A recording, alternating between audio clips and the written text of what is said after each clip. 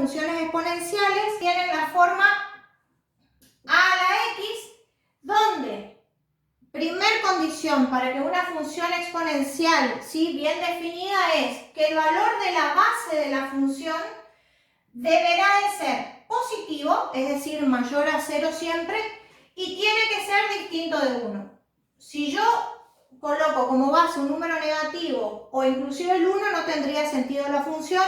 Ustedes van a ver que en las funciones exponenciales siempre la base de esta función va a ser un número positivo y distinto de 1, ¿sí?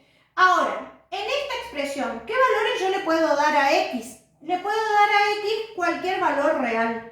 Por lo tanto, esta función es una función que va a estar definida de reales, ¿sí?, en reales, tal que f de x sea igual a la x. El conjunto de salida va a ser los reales y su dominio también los reales. ¿Por qué? Porque puedo darle a x cualquier valor real. En la función exponencial no hay restricción de dominio. En este caso, ¿cuál sería su representación gráfica? Y lo que uno tiene que ver cuando quiere graficar es qué valor le damos a la base. En particular, por ejemplo, voy a tomar un valor fácil. Fíjense acá una cuestión. Si yo a x le doy el valor 0, cualquier valor elevado a la 0 me da 1. Por lo tanto, todas las funciones exponenciales, cuando el exponente sea 0 me va a dar 1. Todas tus funciones exponenciales van a pasar por 1.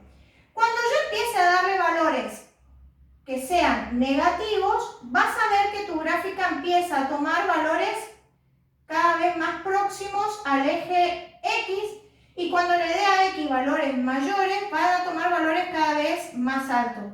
Si yo le doy a X el valor 1, 2 a la primera me va a dar 2, puntito. Si le doy a X el valor 2, 2 al cuadrado me va a dar 4. Fíjense que lo que uno va haciendo es dándole valores. Entonces, de esa manera voy uniendo. Si yo le doy el valor menos 1, 2 a la menos 1 me da 1 medio, ¿sí? Y entonces, de esa manera yo puedo unir la gráfica, siempre teniendo cuidado de pasar por 1, que es la ordenada al origen. Y fíjense lo que ocurre. La gráfica va a aproximarse al eje X, pero nunca va a cortar, porque no existe ningún valor de X que me dé 0 este resultado. Por lo tanto, debajo del eje X no tengo gráfica. ¿Está entendido? ¿Sí? Entonces, fíjense que la gráfica, decimos que los ejes negativos de X se vuelven su asíntota. ¿Qué es la asíntota? Va a ser como una recta a la cual la curva se la va a arrimar, pero nunca la va a tocar, y llega un momento que son tan próximas que te da la sensación, cuando uno utiliza un software graficador, da la sensación de que el eje y la línea se tocaran y se volvieran una sola. Sin embargo, cuando vos haces zoom y empezás a acercar la imagen, ves que en realidad la curva con el eje no se están tocando, no se van a tocar nunca, ¿sí? Nunca va a tener raíz. Entonces, condición de esta función exponencial, analicémosla un poquito. Es una función monótona creciente, tiene la ordenada al origen en el valor i igual a 1, no tiene raíz porque nunca va a cortar al eje X, ¿sí? Y a su vez, clasificación. Si yo considero que el conjunto de llegadas son todos los reales, ¿es una función inyectiva? ¿Cada valor del eje y va a unirse con un único elemento del dominio? ¿Cada uno de ellos con uno solo? Sí, por lo tanto es una función inyectiva. Lo que no es una función sobreyectiva. ¿Por qué? Porque del 0 para abajo, ninguno de estos valores se vinculan con la función. Por lo tanto, si yo quisiera que esta función fuera una función biyectiva, ¿qué podríamos hacer? Establecer como el conjunto de salida todos los reales, ¿no? Pero el conjunto de llegada no pueden ser todos los reales. Van a ser todos los reales positivos Por lo tanto, esos reales positivos deberían de coincidir con el conjunto de llegada. Si yo defino de esta manera la función, estaríamos haciendo que la función sea una función biyectiva, por lo tanto, tendría inversa. ¿Quién es la función inversa de esa función exponencial? Pues bien, la función inversa de esa función exponencial es la función logarítmica. Primero podemos hacer el intercambio de variables como hacíamos nosotros, podemos llamar xy, y después lo que hacemos es aplicar logaritmo a ambos miembros. El logaritmo habitualmente tiene la misma base, ¿sí? Es decir, logaritmo en base a la misma base de la función exponencial.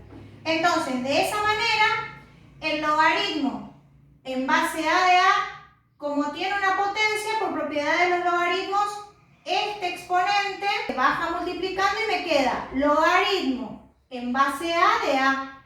Logaritmo en base a de a es 1, por propiedad. Por lo tanto, me queda que la función y es el logaritmo en base a de x, ¿sí? Para poder obtener la función inversa desde los. Nosotros sabemos entonces que la función inversa van a ser igual al logaritmo en base a de x, ¿sí? El logaritmo en base a, que en nuestro ejemplo era 2, ahora acá será en base a logaritmo en base 2 de x. ¿Y qué es lo que cambia en la función inversa? Que lo que era el conjunto imagen ahora es el dominio, y lo que era el dominio ahora va a ser el conjunto imagen de la función inversa. Si ustedes ven acá, los reales positivos no es otra cosa que nuestra restricción de dominio. Cuando nosotros habíamos dado dominio de una función logarítmica, decíamos que el argumento de esa función logarítmica, ¿cómo debía de ser? Mayor a 0. Y fíjense que justamente el dominio son los reales positivos. Vos acá no podés darle valores negativos ni 0 para poder calcular el logaritmo. Siempre van a ser valores de 0 a infinito. Entonces, le damos valores a x, podemos graficar. La inversa de esta función sería logaritmo en base 2 de x. Grafíquenla, hagan los gráficos y debería de cumplirse la simetría con respecto a la función identidad de nuevo, ¿sí? Cuando grafiquen esta función, necesito que vean ciertas cuestiones. Esta función no tiene ordenada el origen, pero sí tiene raíz. ¿Quién va a ser la raíz? Va a ser x igual a 1 y tiene como asíntota vertical el eje y. Nunca va a tener valores negativos en sus resultados. Por lo tanto, la gráfica va a tener esta forma, ¿sí? Va a ser cada vez más próximo al eje y negativo, pero jamás lo va a tocar. Va a ser una función creciente que después del 1 va a empezar a subir y tiene que verificarse sí o sí la simetría con respecto a la función identidad. ¿Está? Eso con respecto a estas dos funciones que yo elegí como ejemplo cuando la base era mayor a 2. Repito, si la base estuviera comprendida entre 0 y 1, las gráficas son diferentes.